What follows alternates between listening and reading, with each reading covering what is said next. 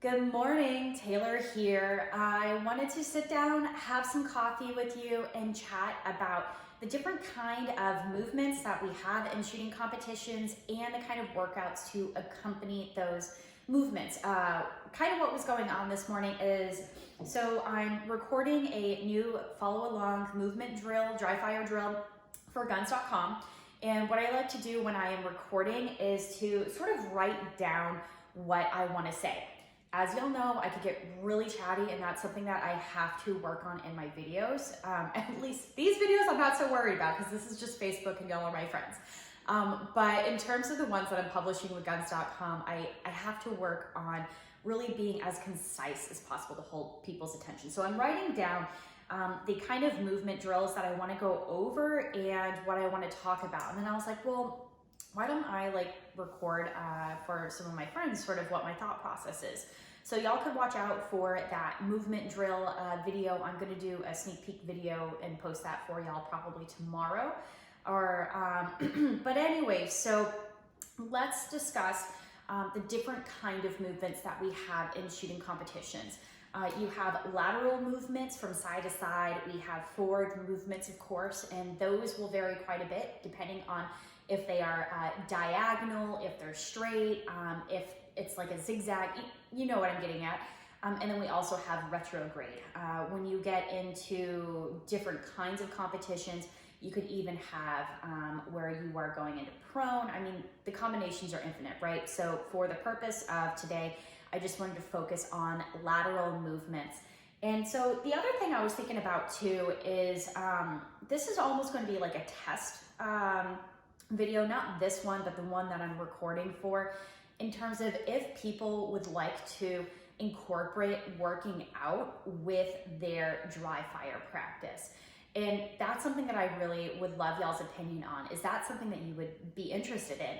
Because I feel like there are several different groups of competitors. And just to preface, I mean, I am not of your upper echelon of competitors. The only reason why I feel that my opinions are valued and why people should perhaps listen to me is because I think that I'm really good at listening, I'm good at observing, and I'm a communicator. So even though I am not a masterclass shooter, I'm like, okay, right? I'm not like bottom of the barrel, and I'm not a masterclass shooter. I'm okay. But what I am good at is looking at what people should be doing, and then also communicating that with others and the outreach. So that's where my strength comes in, and that's where I think my value is.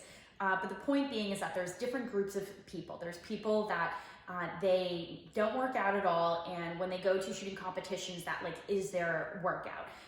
There are people who they work out and they go to shooting competitions, and their workouts are really focused on just overall body strength. And then when you start working up this chain of progression, you start to find individuals who are really focusing on working out what they feel the proper muscle groups that we use in shooting competitions and trying to strengthen on that. And they become very focused around shooting, and everything that you do, whether if it's at the gym or you're dry firing at home or whatever, is focused around those competitions. So I wanted to talk about what some of those workouts look like. And again, I'm curious if y'all would want me to incorporate them. So one thing that I've really noticed when it comes to movement on the range is explosive movement. This is something that I personally struggle with quite a bit. I'm actually a former cross-country runner, so I've always been long distance, and I've always been about just endurance. And so I am not built for explosive movement. And I've had to work really hard at building that movement, right? Because I've been so conditioned in terms of conserving energy so that I can make it in for the long haul, for long runs and stuff like that.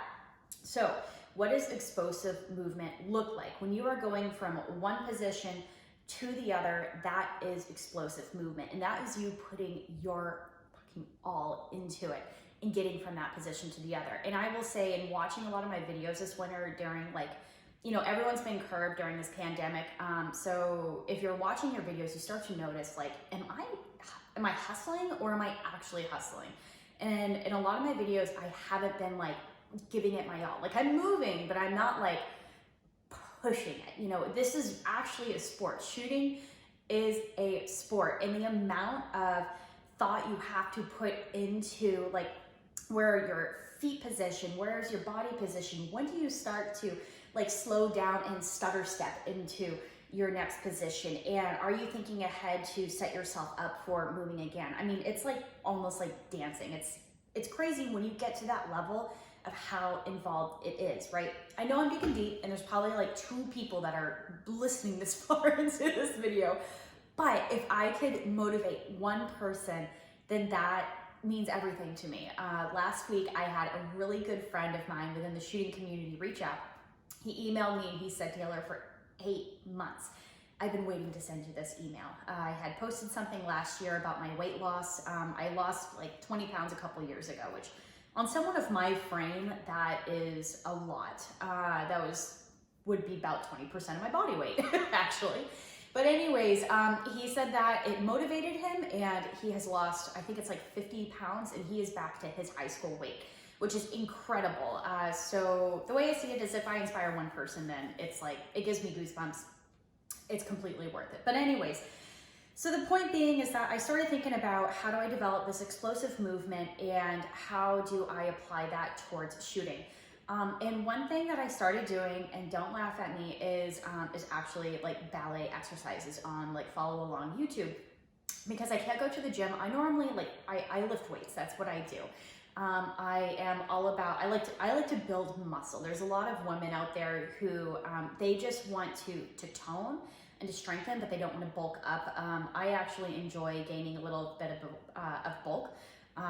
That's just my preference. I lift weights. So now, since I don't have weights to lift, I've been looking at different exercises in what I could do. So what's interesting about ballet exercises is that there is, first of all, it's harder than it looks. Okay, those football players that do ballet and all those other sports, like Arnold Schwarzenegger used to do it, it's for a reason. It's for a reason. And so anyways, and that's me saying that, like, even if you're a guy watching this, you should think about it too.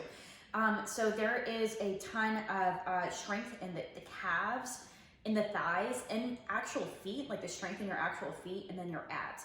And when you think about it, with shooting sports, that all of our movement is really, it's all that explosive movement from your calves, like pushing off, from your thighs if you're going in a lateral side move. Which again, if you think about football, they're doing a lot of that same stuff too, right? And the only difference is that you're not getting tackled at the end of it. But I am really interested in incorporating some of that stuff into these videos to help y'all really think about building those different muscle groups. And one thing that I've noticed when it comes to shotgun shooting is core strength. So I haven't been able to shoot my shotgun in like 7 months. And I shot it for the first time a couple weeks ago. And one thing that I noticed is how much core strength you have to have when you're really managing that recoil. I think it's natural for people to think about arm strength, right? You're holding up this big gun, you need big arms. I really think it comes down to core strength. And because you're having to manage that recoil, and if you have a loose core or if you have a tight core, that is going to make a difference. So involving core strength, leg explosive movements, because again, when dancers jump, those are very explosive movements with your calves and your thighs. And also maybe even, I don't know, just doing some basic arm workouts. And again, I think arm strength is important, especially when it comes to your wrists. That's something I'm still working on. But anyways, I've rambled on long enough.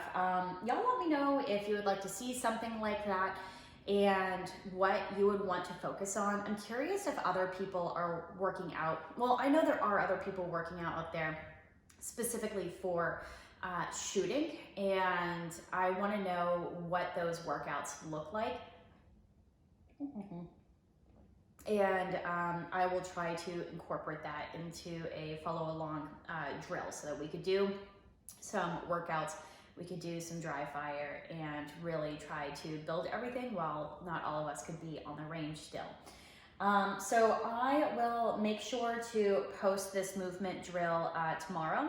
Maybe I'll even sample around and show you some of the workouts that I've been doing that I think have helped quite a bit.